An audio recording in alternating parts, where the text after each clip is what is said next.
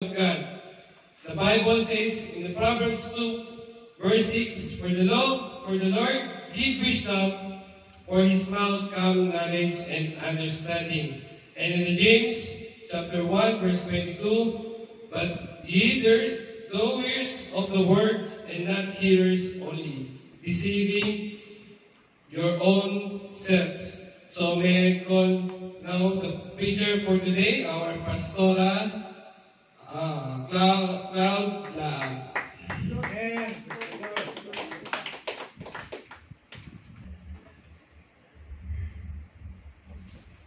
Praise God. Hallelujah. So, tayo po ay manatili sa presensya ng Panginoon. So, sa mga nasa Zoom po, let us open our hearts to listen to the Word of God. So, napakainam po na napakasarap po magpuri sa ating Diyos na buhay. Kasi, maramdaman po natin yung presensya niya. At napakabuti niya at sinasagot niya lahat ng ating mga panalangin, lahat ng ating hinaing, pinapakinggan niya. Tayo po ay anak ng Diyos, so wala po siyang kinukol na para sa atin. Wala po siyang hindi binibigay para sa atin. So ang title po ng ating pag-aaralan ngayon ay Presence of God. Don't lose it, sabi po. So tayo po ay manalangin. Hallelujah, O God. Panginoon, salamat po, God, sa iyong presensya, Ama, O God. Salamat po, Lord, sa lugar na ito, Lord, kung saan po namin naranasan, O God, ang iyong presensya, Ama, O God. Tunay na po, Lord, na kayo, Diyos, ang siyang patuloy, O God, na mahuna, O God, sa araw na ito, Lord. Hide me behind your cross at ang glory mo naman, O God, na makita, O Lord, sa aking buhay. Hayaan niyo po, Lord, na ang mga salita, O God, na ating maibahagi, O God, ay patuloy, O God, na maiplant, O God, sa mga puso, O God, ng bawat anak niyo, Ama, O God. Panginoon, cover us with your precious blood, O God. And this we pray in Jesus' name. Amen. Glory to God. So, Presence of God, yun po yung title ng ating pag-aaralan ngayon. Napili ko po ito, Psalm 51:11, sabi po dito, cast me not away from thy presence, O Lord. Take not thy Holy Spirit from me. So, sinulat po ito ni Haring David nung nagkaroon po siya ng karelasyon kay Bathsheba. Kasi gusto niyang bumalik sa presensya ng Panginoon kahit na nagkasala siya, nandiyan yung will niya na bumalik sa kanya. Kasi naranasan niya na yung kabutihan ng Diyos. Bakit ito pa aalis dun sa kabutihan ng Diyos? Bumalik ka at maranasan mo ulit ang presensya ng Panginoon. So, praise God. So, nais ko lamang kung i-kwento yung parable of the prodigal son. So, halos alam na po natin yung parable of the prodigal son. Sino pong hindi pa nakarinig sa parable of the prodigal son? So, makikita po natin ito sa Lucas 15:11 to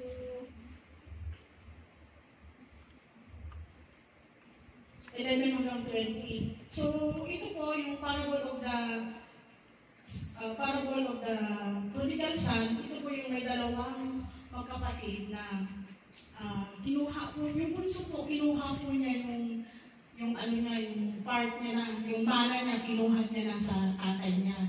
Dalawang magkapatid, kinuha niya na yung mana niya at itong bunsong kapatid na to, pumunta po siya sa malayong lugar at nilustay po niya yung kanyang mana. So hanggang naubos po yung kanyang mana at ang nangyari sa kanya, naging na lang siya, naging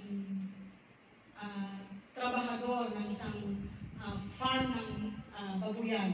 So, yun po ang nangyari sa kanya. So, ito po sila, mayaman po sila, marami po silang mga ari-arian. So, kaya lang, hindi naman natin makontrol yung will natin, ano yung gusto natin, kinuha niya na yung mana niya.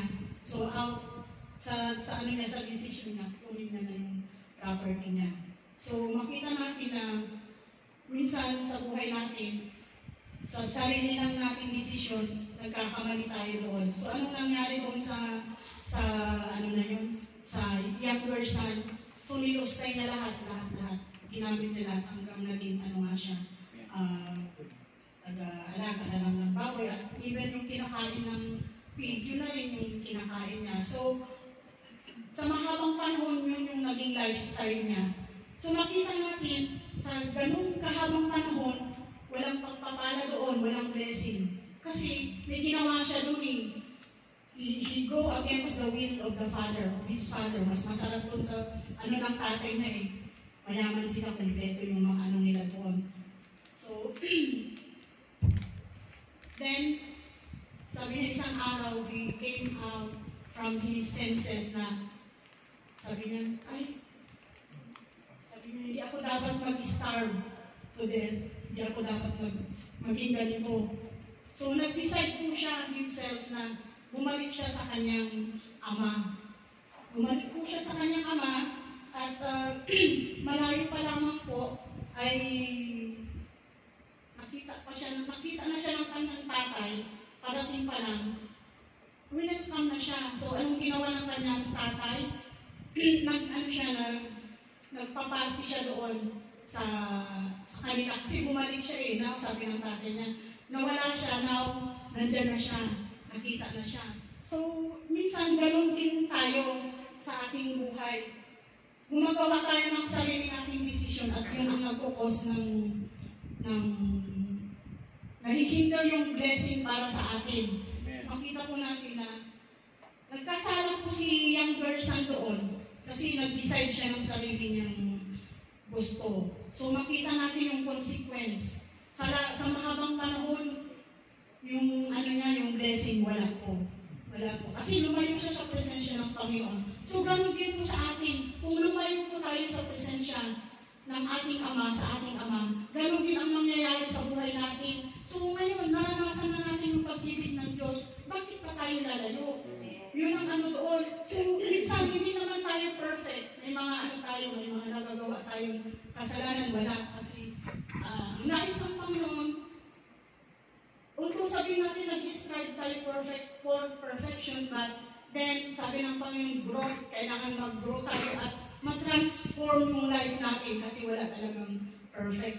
Maating na lang natin yan pagdating ni Jesus Christ, itong perfection na to.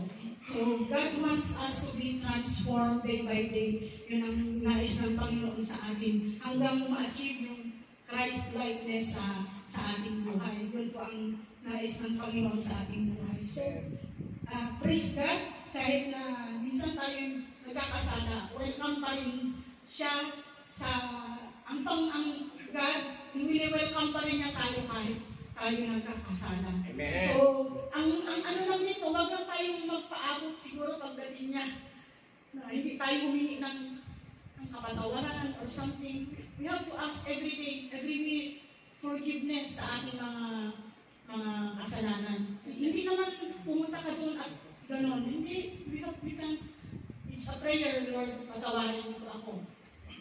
Nakasakit ako ng damdamin sa aking pagwa. This is a simple prayer. Simple prayer lang yan. Kung nasa sasakyan ka, Lord, gabayan niyo po ako. Ilayo niyo po ako sa mga aksidente. It's a simple prayer. So, yun po ang nais ng Panginoon. Even sa ating mga workplaces, sabi natin, Lord, protectionan mo kami sa matatapang na mga customer. Kasi anytime, may ihahagi sa inyo kung hindi ka humingi ng protection. So, praise God.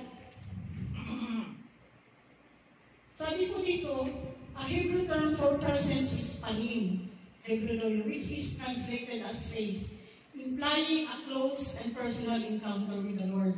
So, face, malapit lang. So, yun po ang ng presence. So, kung malapit lang, ibig sabihin, nakahubong lang siya sa'yo, malapit yung face niya. So, paano ba natin siya marinig? So, punta tayo sa kanyang manalangin para ma-encounter natin siya. Minsan sabi ko, kailan ba natin last na encounter ang God, ang Panginoon? Minsan may naalala ako na-experience ko po sa prayer life ko. Totoo nga, kailangan maging consistent tayo sa prayer life natin. Sabi niya sa akin, yung Holy Spirit nag-whisper, sabi niya, ibigay ko daw yung 120 reals doon sa taong yun, doon sa prayer ko. Kasi nagpipray ako, tapos tumitigil ka kasi makikinig ka din kung ano yung nais niyang sabihin sa'yo. Ang nais ng Panginoon, hindi lamang ikaw hingi ng hingi, salita ng salita. Mag-post ka din kasi mayroon siyang sasabihin sa'yo. So sabi ko, 150 na lang yung dalaga pa ako. 150 reals yung pera ko. Ano ko yun ng isang buwan. I-budget ko yun ng isang buwan. Mura pa naman nung yung 150. Wala pang tax. Tapos, 150. Ngayon, sabi ng Holy Spirit, sabi ng, ibigay ko daw yung 120 doon sa taong yun. Sa taong yun. Kasi, alam ko, hindi ko sila masyado kilala. Pero naaano ko siya sa ospital na nakikita ko siya. Na-meet ko na siya, siguro twice, thrice, gano'n. Yung kwentuhan lang ba? Sabi na, ibigay ko yung 120, pero hindi ko alam kung ano yung pangangailangan nila.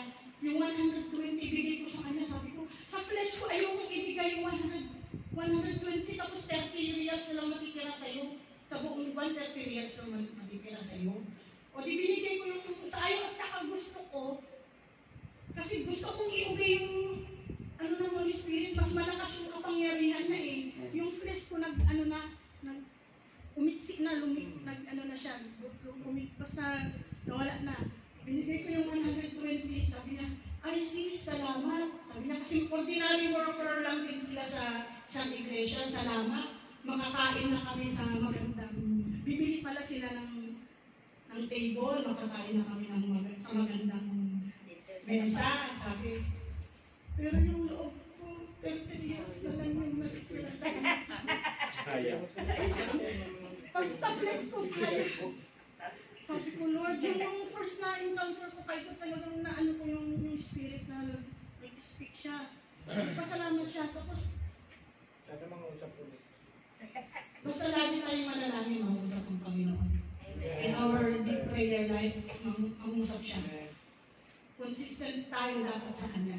Then, after, siguro, lumipas ng 3 araw, nagkasya pa naman yung 10 reals kasi sa hospital kasi may pagkain doon sa cafeteria, pupunta ka lang doon.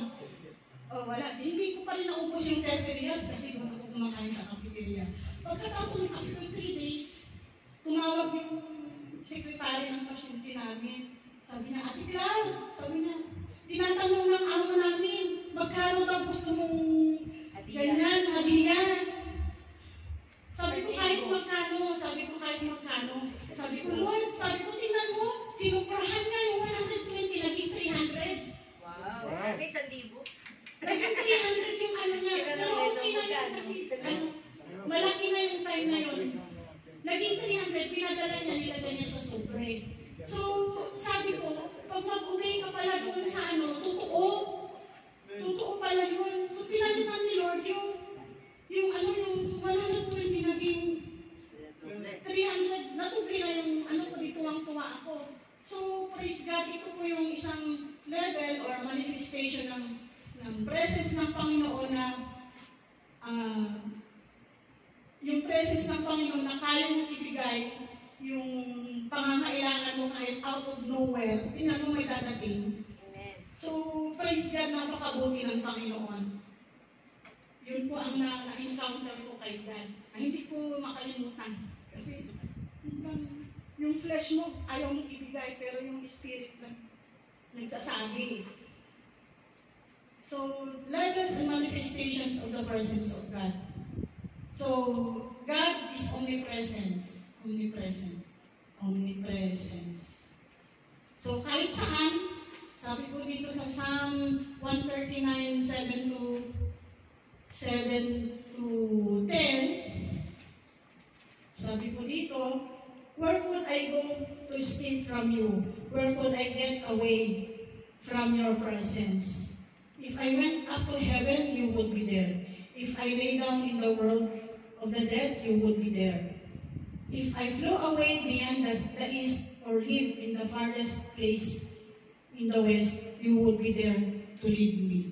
You would be there to help me. So, wala po tayong maitatago sa ating Panginoon, saan ka man mapunta, saan ka man magtago, wala kang maitatago sa Kanya. So, yun po yung ano ng Panginoon, He is omnipresent. Kahit saan ka pumunta, nandiyan siya. Kaya, huwag tayong magtago. Huwag natin itago kung ano yung nasa heart natin. Amen. I-open natin kay God. Wala tayong maitatago. God is King. So, minsan, hindi man nakikita ng kapatid, pero yung Panginoon nakikita niya yung laman ng heart niyo. So, wala tayong maitatago. So, isa, God's indwelling presence. So, God's indwelling presence. So, noong tinanggap natin si Jesus Christ bilang Panginoon natin at tagapagligtas, andyan na siya, nanirahan na siya sa buhay natin. So, the Holy Spirit, sinilihan na tayo ng banal na Espiritu, anak na kita. Kasi tinanggap mo na siya eh. Amen. Yung sin ng Holy Spirit, nandyan na sa atin. So, anytime, anywhere, kung magkasala ka, may conviction ka eh. Amen. May conviction ka. Kasi yung Holy Spirit nag-work sa'yo. So, yun ang ano ng Panginoon. Wala kang conviction, ewan ko na lang. Kung wala kang conviction.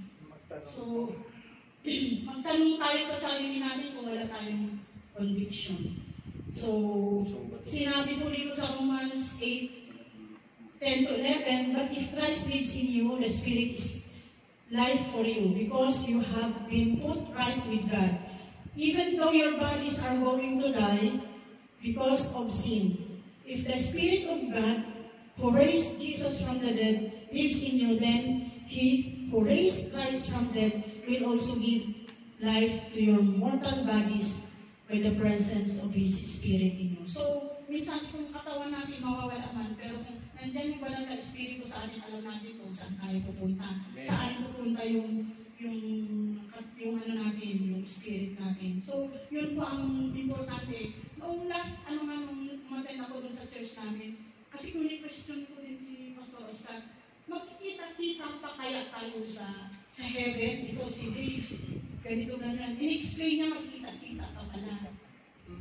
Physical, yung spirit, magkita-kita, magkakakilala. Ay, hinaklaw. Totoo po lang. Meron siya, hindi ko lang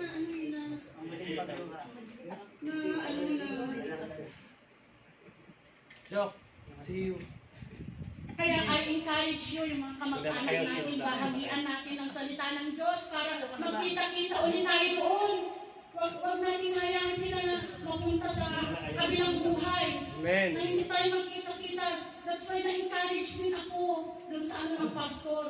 Kasi magkita-kita tayo, in-explain niya kung gaano ano yung sukat ng heaven. Ang layo pala kulang yung Philippines. 6 times. Kasi may cubic doon sa ano niya eh. Naku, iba na yung bahay ko. 6 times ka, from Manila to Sulu, 6 times ganun kalaki yung ano niya, yung mansion na sinasabi.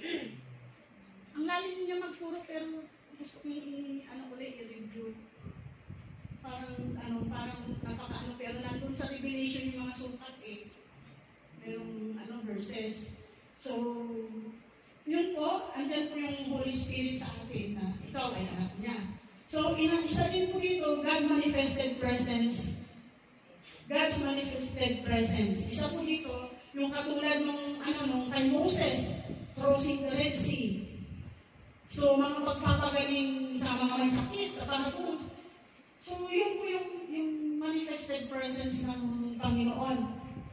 Yun po yung manifested presence ng Panginoon. Katulad nung God will provide, sabi mo, nagtataka ka na bakit nagpo-provide ng Panginoon. Saan ang gagaling yung pinoprovide niya sa inyo?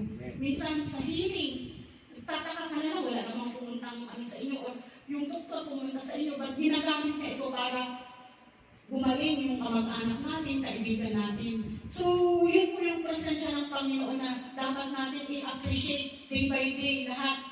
Yung mga hangin na nalalangkap natin, yung lugar, pag-gising natin sa umaga, gising pa tayo, pasalamat tayo, gising pa tayo. So, yun po, napaka-importante po yun sa natin, sa buhay natin. Hindi nga buhay pa tayo, ipag-gising natin, buhay pa tayo. Paano na lang yung mga, you see, maraming maraming, sa panahon ngayon, sabi ng pastor, sabi niya, alam mo, ngayong month na to, puro patay daw yung mga inanuhan nila, yung sinervisyuhan nila, yung ibig sabihin yung binisita nila. So, makita natin na how much more hindi sila nabahaginan, hindi natin alam kung saan sila pumunta. So, maging ano din tayo, lalo na sa mga kamag-anak natin, ibahagi ang salita ng Panginoon. Praise God.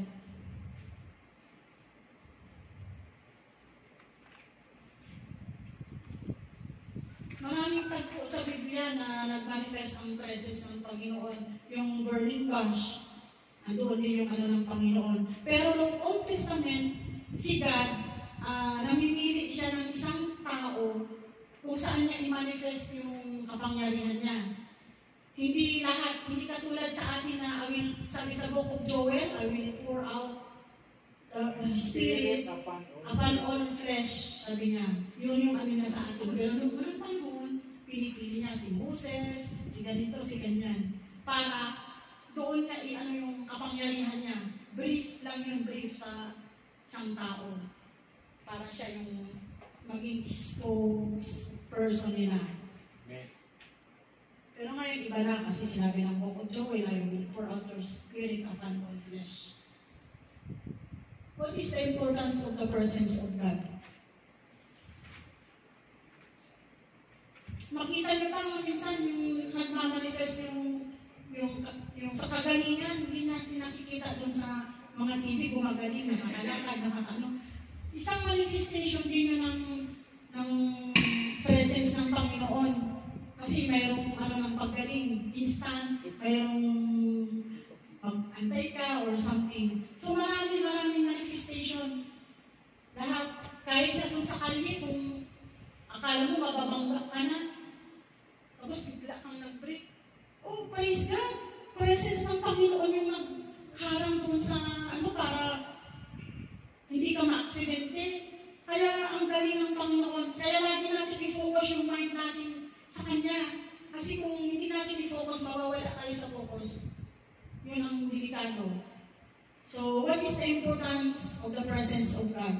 So, ano ba yung kahalagahan ng presensya ng Panginoon kung nasa presensya tayo ng Panginoon? Sabi dito, provides comfort in times of trouble or anxiety. So, pinili ko po si Joshua, sabi po niya, nawalan na po si Moses. Magsasalin na siya ng baton kay Moses. Sabi niya, sa kanya, ni God, no one shall be able to stand before you all the days of your life. As I was with Moses, so I will be with you. I will not leave you nor forsake you. So, namatay na si Moses, si Joshua na naman ang kapalit niya. Pero ang pangako ng Panginoon, hindi niya siya iiwanan, sabi niya. So, sinabi din po sa Psalm 42:5, kasi si Haring David, in trouble din siya. Sabi niya, why are you downcast to my soul? Put your faith, put your hope in God. Sabi niya, manalangin ka, sabi niya, magpuri ka, sabi ng Panginoon sa kanya. Book of Psalms, sinulat ni David. Kasi yung lagi siyang nag-worship sa Panginoon. Yun kasi yung talent niya. Worship, beside worshiper siya, mandirigma din siya. Mandirigma siya. So, tingnan nyo sa pag-worship, lalos na nanalo din siya sa hanggang nung nagkasala lang siya, doon siya matalo. So, natin, hindi tayo magkasala sa Panginoon. Lagi tayong focus sa ginagawa natin. So, God displayed His presence at the place of worship. So, God displayed His presence at the place of worship. So, hindi naman po yung place na punta ka lang dito, hindi. Kahit doon sa room mo, anywhere, sa kasilya, sa yun po yung place of worship mo. Nasa heart kasi yung pag-worship Sabi po dito, sa 1 King 8:10-11, it come to pass when the priest came out of the holy place, the crowd filled the house of the Lord. So ito na yung magpapatayo sila ng templo ng Panginoon, i-rebuild na nila yung temple. So makita natin na sabi ng inano sila ng cloud of filled with the house of the Lord. So andyan po yung presensya ng Panginoon. Dito po, habang tayo nag-worship, kung right yung heart natin, andyan yung ano ng Panginoon, yung presensya ng Panginoon. So number 3, God's presence is a place where a prayer is heard. See? God's presence is a place where a prayer is heard. Sabi po dito, we give thanks to God always for you, our working mention of you in prayers, remembering without ceasing. You work with faith, labor of love, and patience of hope in the Lord Jesus Christ in the sight of God. So, sa presensya ng Panginoon, lahat po ay sinasagot niya. Napaka ano po ng Panginoon, sabi po sa Hebrew 15:16, let us come boldly to the throne of grace that we may find mercy and find grace to help us in the time of need. So, lumapit po tayo sa ating Panginoon kasi alam po natin na papakinggan niya yung ating mga panalangin. So, number 4, God's presence is also a place of judgment. So, a place of judgment, sabi po dito sa place of judgment din, sa time ng nasa presensya tayo ng Panginoon. Sinabi po sa Isaiah 59:2, but your iniquities have separated you from God, and your sins have hidden His face from you, so He will not hear. So, yun po yung place of judgment. Paano niya papakinggan yung panalangin mo kung mayroong nakasiksik na kasalanan sa heart mo? So, we have to give up all those sins, treasured sins sa ating buhay para hindi tayo i-judge ng Panginoon. Sabi niya, I will not hear. I will not hear you. So, sayang yung ano natin, yung service natin sa God na nandyan ka, present, tapos hindi mo ano yung mga ano sa ating buhay. So, madaling salita, i-give up na natin, ibigay na natin. Kasi para hindi masayang yung araw natin dito sa mundo, bigay na natin sa Kanya, hindi nakakahiya yung kay Lord. Tatanggapin niya yun kung ano yung mga kasalanan natin. Welcome pa rin tayo sa Kanya. Huwag tayong mahiya kasi siya lang din naman ang makakapagligtas sa atin. Huwag tayong magsayang ng panahon. So, yun po ang ano ng Panginoon. At saka wala namang mawawala kung magsabi ka sa Kanya kung ano yung kasalanan mo. Walang mawawala sa iyo eh. Kung sabihin natin sa Kanya kung ano yung naging kasalanan natin. So, yun po ang ano ng Panginoon. So, God's presence is also a place of blessing. So, makita natin, sabi nga dito, sabi niya sa Matthew 28:20, I will be with you till the end of the age. Yeah. So, yung blessing na yung na sasamahan ka niya hanggang wakas, sabi niya. Sinabi din niya dito sa Acts 3:19, repent therefore and be converted that your sins may be blotted out, so that the time of refreshing may come from presence of the Lord. So, meron pong pagpapala sa presensya ng Panginoon. Basta, ayusin lang natin yung heart natin, ipo-pour out na yung pagpapala sa atin. So, number 6, God's presence should keep our behavior respectful and humble. Sinabi po dito sa James 4:10, humble before yourself in the sight of God and He will lift you up. Sabi po dito, sa Ecclesiastes 5:5 also, do not let your mouth cause your flesh to sin, nor say before the messenger of God, that was an error. Do not trust with your mouth, and let not your heart utter anything hastily before God. For God is in heaven, and you are on earth. Therefore, let your words be few. So, let your words be few.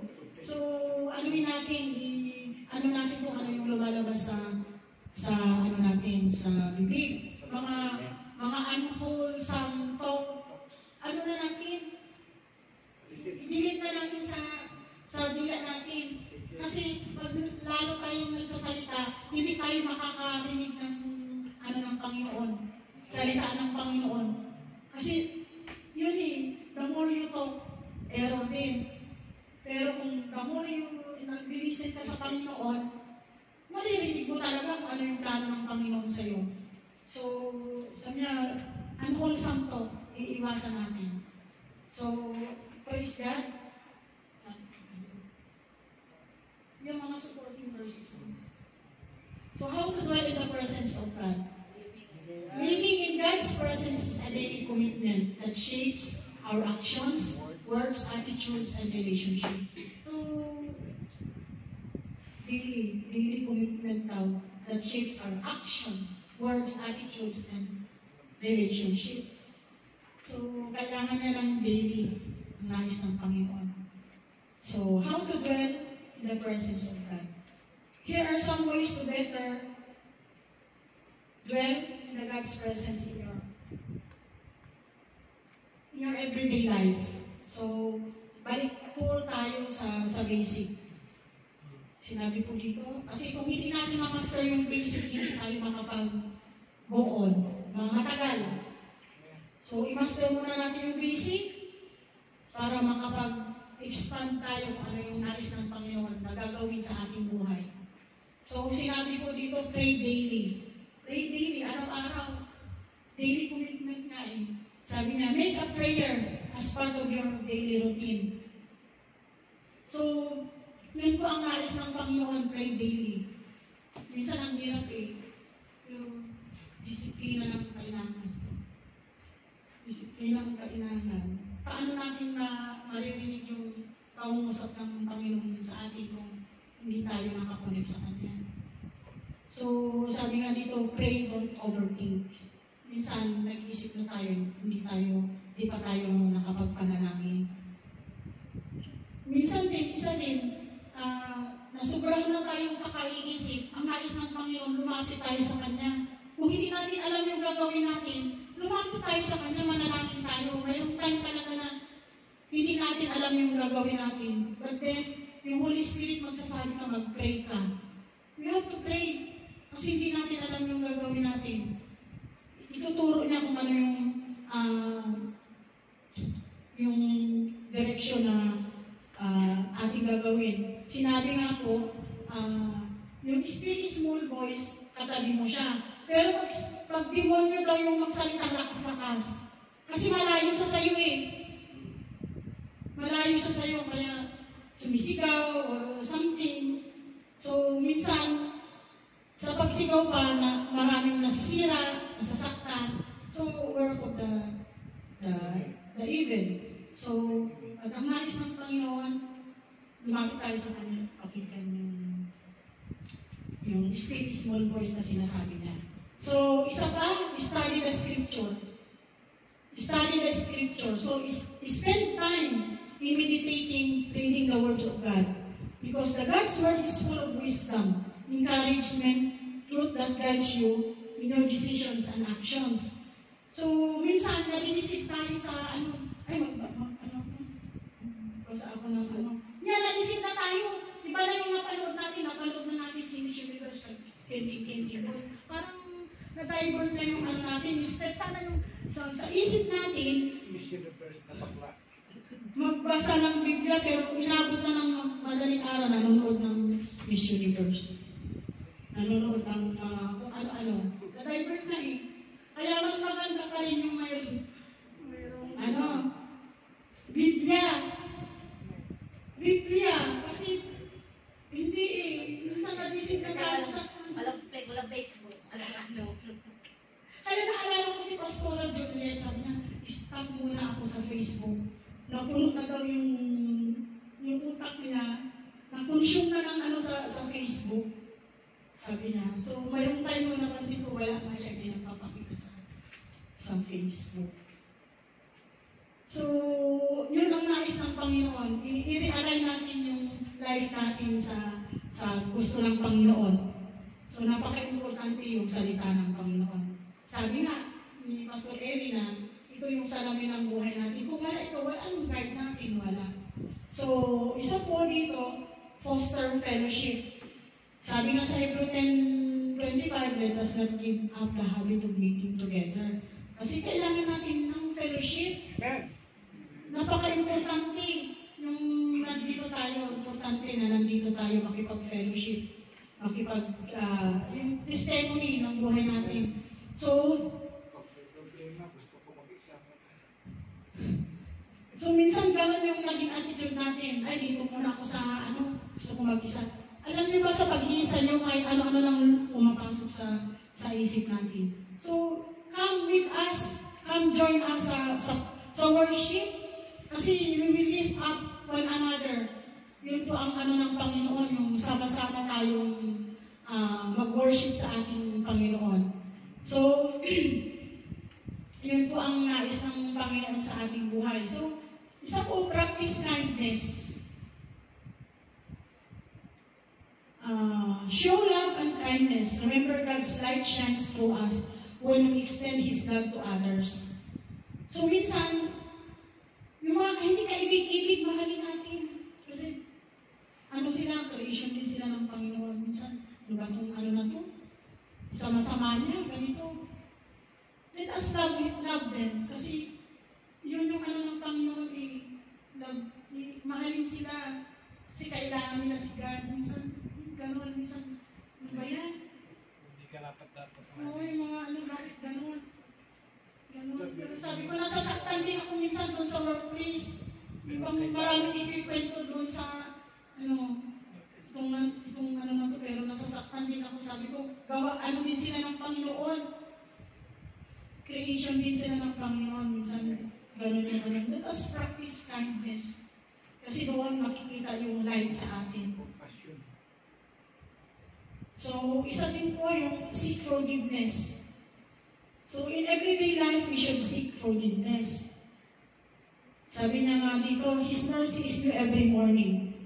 So, seek forgiveness. Lagi tayong humingi ng kapatawaran. Sabi nga, may dalawang klaseng sin. Sin of omission at saka sin of commission. Commission. Sabi ko. Yung omission, yung dapat mong gawin na hindi mo nagagawa. Yung commission, nagawa mo na dapat hindi mo gawin. Sin of omission, isa dito yung hindi pagbabasa ng Biblia, hindi pagpapakita ng tunay na pagmamahal sa kapwa, yung hindi pananalangin. Isang ano din yun, Lord, dapat mong gawin yun kasi dapat nakakumit tayo lagi kay God. Minsan, ang hirap yung sarili, turuan yung physical natin, pero yun yung dapat natin gawin. So, commission, alam nating mali. Commission. Yung commission, alam nating mali, bakit tayo gumagawa na mali? Mamaya, later on, after few minutes, mali yung ginawa ko. So, pagsisihan mo din ulit yung nagawa mo kasi talagang may ano na sa'yo, may conviction na sa'yo ng Holy Spirit na wag mong gawin, ginagawa mo. Oh, may attitude tayong ganun eh. But God is faithful and just sa ating buhay. So, thank the Lord. Thank God sa kanyang kapatawaran. So, isa po dito, serve others. So, serve others din. Ito din yung katulad ng look opportunity to serve others. Minsan, ay kailangan ni Brad na i-transport, ihatid ko. O something ganon. O kulang siya ng pagkain, hatiran ko. O, hindi lang kahit sa workplace natin, bigyan mo sila ng something, makita man lang yung sa'yo. Bigyan mo siya, mo ng kape, lahat mo ng kape. So, serve others. Praise God. So, isa din po dito, cultivate gratitude. So, always express gratitude for God's blessing. Lahat po, express natin yung gratitude. Lord, salamat. Ginising mo pa ako. Lord, salamat sa hangin na aking nalalanghap. So, ang dami natin dapat pasalamatan. Lord, salamat nakarating ako dito sa church. Ang dami natin dapat pasalamatan. Isa din pa ay salamat, Lord. Nandoon na naman yung customer na mabait na customer. Minsan ikaw din pala tinuturuan niya paano maging pasensyoso. Kaya siya nandoon. Laging balik sa'yo. Kasi tinuturuan ka na sa self-control. Di ba minsan gano'n? Tinuturuan tayo sa self-control pa lang tinuturo sa'yo. May attitude na tinuturo si God sa atin. Ba't siya balik ng balik? Balik. Kung ano na to? Makita natin. So, thank the Lord. Isa pa, live intentionally. So, focus lang tayo sa ating ginagawa. focus tayo kay God. Kung may mga value man tayo na dapat i-say no, no tayo. Baka naman punta tayo sa ganito, pumunta ka din. O napahamak ka pa. So, i-focus natin yung pagtitiwala natin kay God. So, learn to say yes or no. And wait. Kasi kailangan din natin manalangin. So, letter I, trust in God. So, every challenging times, trust God. God's goodness and sovereignty. He is working all things together for good, for your good. So, lahat po ng mga challenges sa ating buhay, ibigay po natin yung pagtitiwala natin sa Kanya. Kasi ang Panginoon natin hindi nagbabago. Andiyan pa rin siya. Hindi siya nagbabago, tayo lang yung nagbabago. So, ibigay po natin yung trust natin sa Kanya. Napakaano po, ibigay natin yung trust natin sa Kanya at siya na yung kikilos para sa atin. Huwag po tayong mag-doubt. Yun po ang nais ng Panginoon. So, letter J, share your faith. Sabi niya, share your faith. Don't hide your faith. Share your experiences, testimonies, and hope in Christ with others. You never know how your story might impact someone else's spiritual journey. So, makita po natin yung mga kwento mo, maaaring natouch siya doon sa ano mo, share mo. So, hayaan natin, i-share natin yung ating pananampalataya. Kasi, napakainam po na itong pananampalataya ay maranasan din nila kung ano yung mga naranasan natin. Kasi, totoo ang Panginoon. Hindi siya nagbabago noon ngayon at magpakailanman. So, makita po natin na sa panahon ngayon, ang daming denomination, ganito, ganyan. Pumupunta lahat sa church, ganito. Pero, gaano mo ba kakilala ang Panginoon? Yun kasi ang napaka-importante. Gaano mo ba siya kakilala? Yun, na-encounter mo ba siya? Kasi ang dami. Ito. Halos, maano mo na kung anong denomination yan. Ang ano ng Panginoon, ang tinuturo niya, yung pananampalataya na nakakapagligtas from here to eternity. Yun ang hanapin natin. Ang hanapin natin, pananampalatayang nakakapagligtas. Kasi pwedeng pumupunta tayo sa church, pero wala naman pala tayong kaligtasan. So, importante po yung kaligtasan. So, praise God. Conclusion na po tayo. Sabi ko dito, learning to walk with God is not a one-time event, but a lifelong process. It requires intentionality, commitment, and genuine desire to deepen our relationship with Him. By cultivating a daily devotional practice, engaging in meaningful worship, katulad ito, nag-worship tayo sa Panginoon, practicing gratitude, seeking spiritual guidance, and embracing God's forgiveness and restoration. We can nurture our walk with God and experience His presence in our lives. So let us continue to pursue a closer relationship with Him, knowing that He is always with us, guiding and leading us every step of our way. Thank you, God. Amen. So, yun po ang nais ng Panginoon sa ating buhay. Every day we Lord, yung ano namin, yung flesh namin, huwag mong hayaan na maging tamad. Lord, yes. So, tayo po yung manalangin. Hallelujah, God. Glory to God. Panginoon, salamat po, O God, sa iyong salita, O God. Tunay nga po, Lord, yung mga salita, O God, ay patuloy, O God, na nagbabago sa aming buhay, O Lord. Day by day, O God, you are changing us, O God. Lord, salamat po, O Lord, na sa iyong mga salita, O God, kami, O God, ay yung binabago, O God, na maging kawangis ka namin, O God. Father, sa mga oras na ito, Lord, anumang mga bagay, O God, na hindi po namin nagagawa dahil sa aming katamaran, O God, dahil sa aming hindi ka namin priority, O God. Lord, I pray, Lord, patawarin niyo po kami, O God. Hayaan mo, O God, na from this day, O God, simulan ka namin, O God, kausapin, Ama, O God. Lord, hallelujah, Jesus, I pray, Holy Spirit, O God, yung mighty conviction, O God, be upon your people, Ama, O God, to study your word, Ama, and even, O God, na makipagpanalangin sa inyo, O God. Lord, hayaan niyo po, Ama, O God, na yung value, O God, ay matutunan namin, O Lord, na ma-share din po namin, O God, sa iba, Ama, O God, Christian value, Ama, O God. Lord, yung nature mo, O God, na sinabi niyo po, God, God is love, mahalin po namin, O God, ang aming kapwa, Ama, O God.